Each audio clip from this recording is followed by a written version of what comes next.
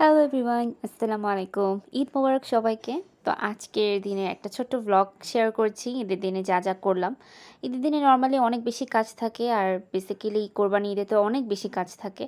তো আমি এখানে হচ্ছে রুটিগুলো সেঁকে নিচ্ছিলাম। কারণ হচ্ছে আমাদের বাসায় সবাই ম্যাক্সিমাম মানুষই হচ্ছে রুটি পছন্দ করে। আর এখানে সকালবেলা উঠে আমি একটু লাস্ট বারের মতো আমাদের গরুটাকে একটু দেখে নিচ্ছিলাম। আর গতকাল রাতে মানে চাঁদ রাতে আসলে যেহেতু পরের দিন অনেক কাজ আছে, তাই আমি ফুল হাতে মেহেদি না দিয়ে জাস্ট আমার নখে মেহেদিটা আমি অ্যাপ্লাই করি। আর এই তো আমার মেহেদি অ্যাপ্লাই করা ডান। এভাবে হচ্ছে আমি শুধু নখে অ্যাপ্লাই করি আর কাজটা শেষ করার পর ঈদের রাতের দিকে হচ্ছে আমি আ আমার মেহেদি দিব। আর এখানে দেখলাম যে অর্ধেক সেমাই শেষ হয়ে গেছে। আর সকালবেলা উঠে হচ্ছে এখানে আমি একটু পাস্তা তৈরি করছিলাম।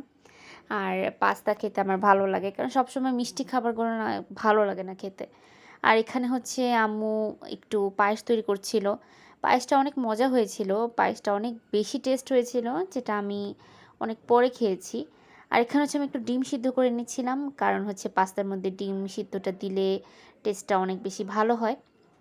তো এই তো এখানে পাস্তাটা তৈরি হয়ে যায় এবং সকালে তখন 10টা বাজে আর আমার প্রচণ্ড খিদা পায়।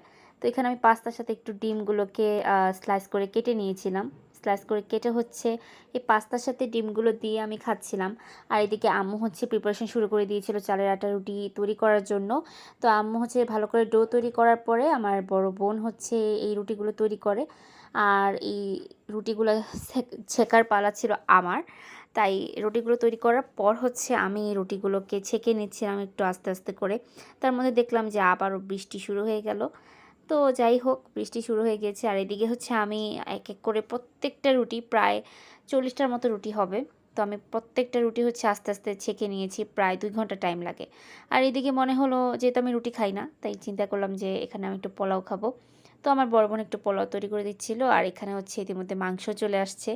তো মাংস রান্নার প্রিপারেশনে চলে গিয়েছি। প্রথমেই হচ্ছে আমি এখানে সকল মশলাগুলো একবারে দিয়ে দিয়েছি, পেঁয়াজ টেয়াজ সহ। আমি এবার হচ্ছে কষিয়ে রান্না করিনি, যেহেতু অনেক বেশি মাংস, তাই কষিয়ে রান্না করার সময় খুবই কম। তো আমি এক এক করে প্রত্যেকটা মশলা দিয়ে হচ্ছে রান্না করে রেখেছি, মানে রান্না করছিলাম তখন।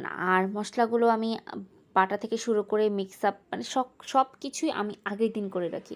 আর ইতিমধ্যে দেখলাম যে কোরবানির মাংসের যে সুন্দর একটা ফ্লেভার, এর মধ্যেই আমি আছে আসলে প্রেশার কুকারের ঘ্রাণটা পাচ্ছিলাম।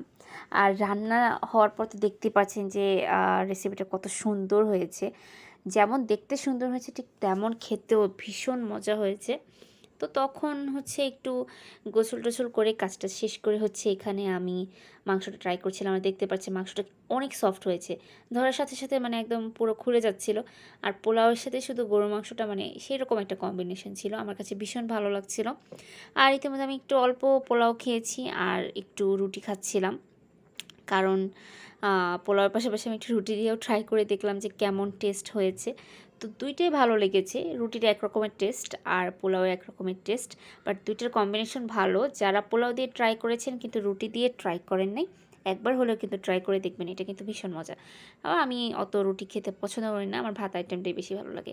তো এখানে আমি আরেকটু পাস্তা নিয়ে খাচ্ছিলাম আর একটু ক্লিপ নিচ্ছিলাম ছোট, ছোট করে। তো রাত্রেবেলা এই তো পায়েস খেয়েই শেষ করলাম। তো আশা করি আপনাদের সবার কাছে এই ভিডিওটা অনেক ভালো লেগেছে।